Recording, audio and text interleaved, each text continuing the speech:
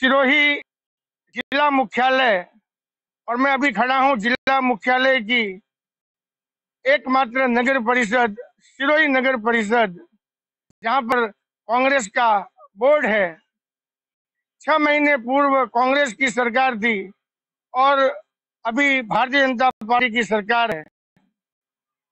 सरकार बदलने से पहले श्री नगर परिषद में करोड़ों रुपए के विकास कार्य हुए। वो विकास कार्य थे या जनता को विनाश रूपी दिखे, यह एक अलग प्रश्न है। और इसी में सत्ता का परिवर्तन हुआ।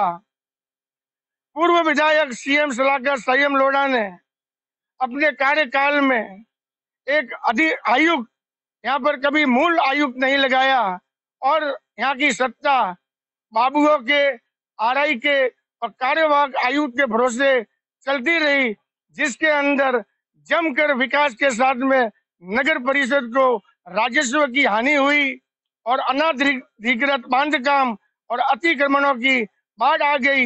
यह बात अलग है कि बोर्ड की मीटिंगों में विधायक संयम लोढ़ा अवश्य राजस्व अर्जित के लिए कहते थे, लेकिन यह कार्य नहीं हुआ।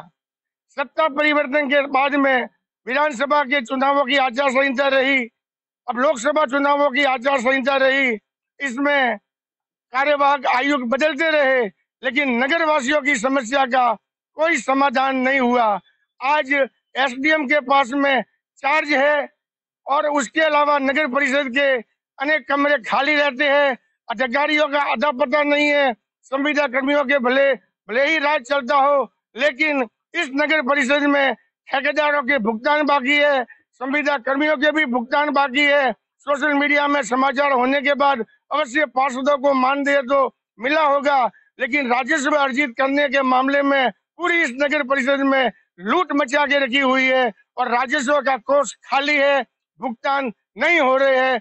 जबकि नगर परिषद के चारों ओर बिना नाम जमीन, पैराफेरी बेल्ट में, भद्रंकर नगर की साइड, टोकरिया की तरफ सर्वत्र अतिक्रमणों का जाल मचा हुआ है। चाहे संपूर्णानंद कॉलोनी हो, सदर बाजार हो, शांति नगर हो, शहर का कोई भी भाग हो, बिना राजस्व अर्जित अनाधिकृत बांधकाम, लंबी चौड़ी इमारतें बन रही है, कोई धनी धोरी नहीं है।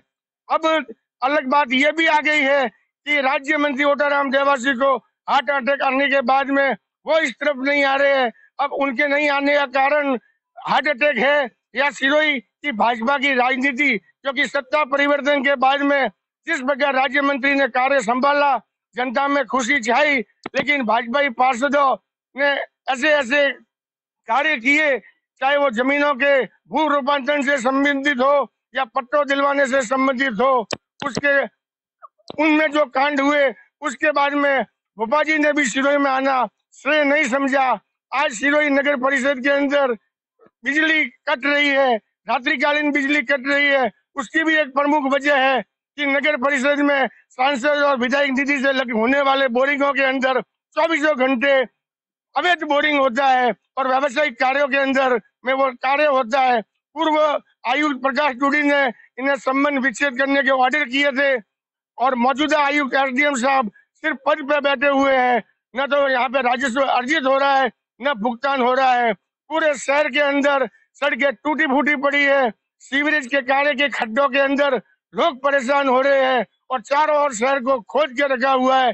कोई मॉनिटरिंग करने वाला यहाँ पे नहीं है, न विधायक की मौजूद। और सिरोही नगर परिषद क्षेत्र की जनता, जिला मुख्यालय की जनता हर क्षेत्र में त्रस्त है।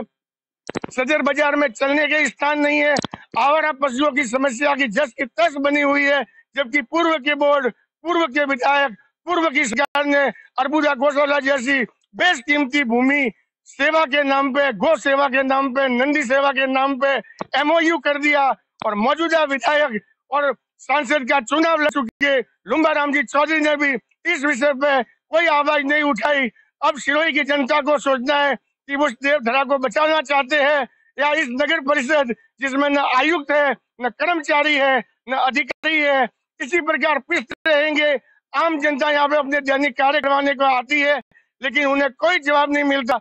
अब सोचना सिरोही की जनता को है कि राज्य के अंदर अपने हक और अधिकार कैसे प्राप्त करें। मैं हरीश दवे, राजस्थान न्यूज 24, देखते रहे। सब्सक्राइब करें। धन्यवाद।